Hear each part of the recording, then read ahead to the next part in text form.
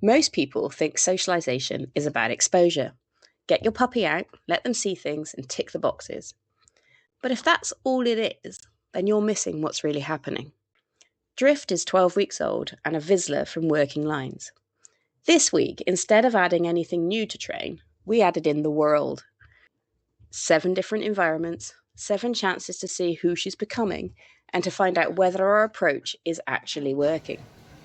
A garden centre isn't loud, but it is layered. Smells that have no context yet. Surfaces that shift.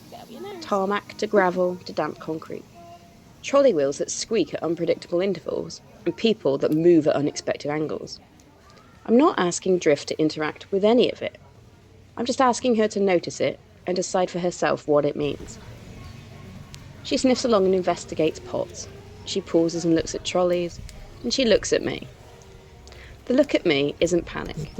It isn't pulling away, it's just information gathering. That's exactly where we want her.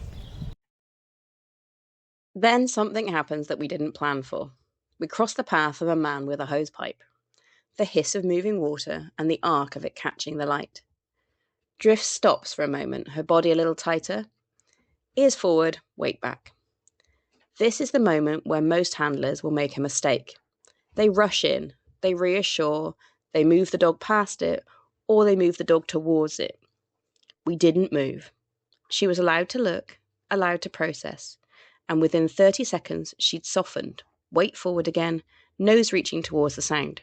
She filed it. It's not scary. It's not safe. It's just known.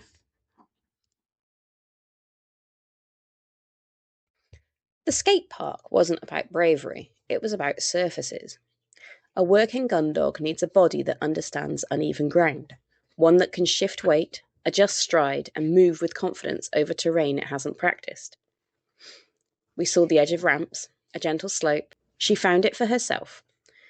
Pull down, a pause, then her decision to move. The gradient surprised her for a moment, you can see by how she plants her back feet.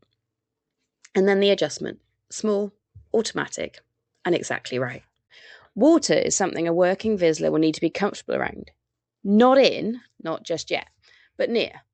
The lake gives us soft ground at the edge, the kind that will give way underfoot, unlike concrete that won't. Different smells, the flatness of the water, and the reflection.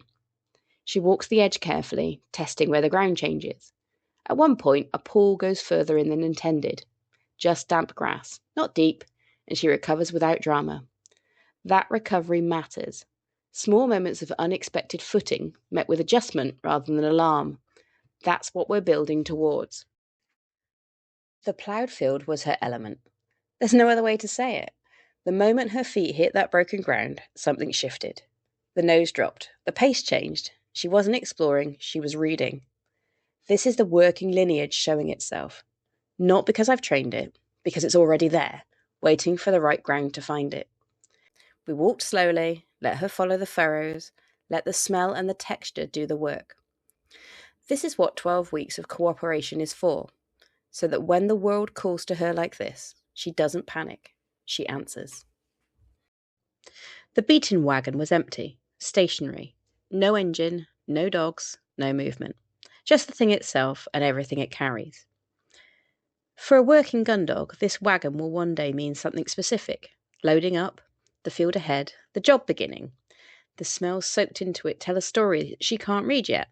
Old feathers, other dogs, cold mornings, hard grounds. I let her explore it in her own time. The hollow sound her feet made, the texture of it, different to anything she stood on before. She moved through it carefully, with Cassidy at her side to build confidence. One day this will be ordinary.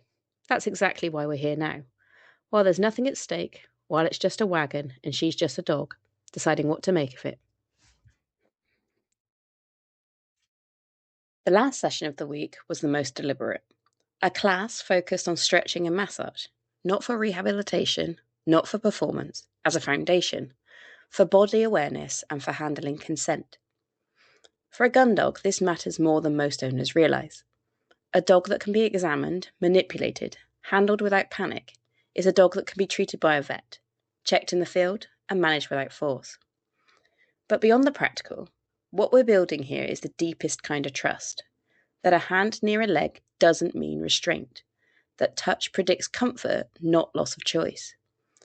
Drift settled into it, slowly, then a little more fully. At 12 weeks of age and with no experience of this, Drift coped really well. By the end, she was almost heavy in my hands. That particular quality of weight that a dog only gives when it has genuinely let go. That's the goal. Not obedience, not performance, the quality of that weight. 7 environments, 7 chances for something to go wrong, and 7 chances for Drift to show us who she's becoming. Socialization isn't a checklist. It isn't exposure for its own sake. It's the slow accumulation of evidence for the dog that the world is readable, that novelty isn't threat, that the handler beside them is worth checking in with. Week 12. We're not rushing this. We never were.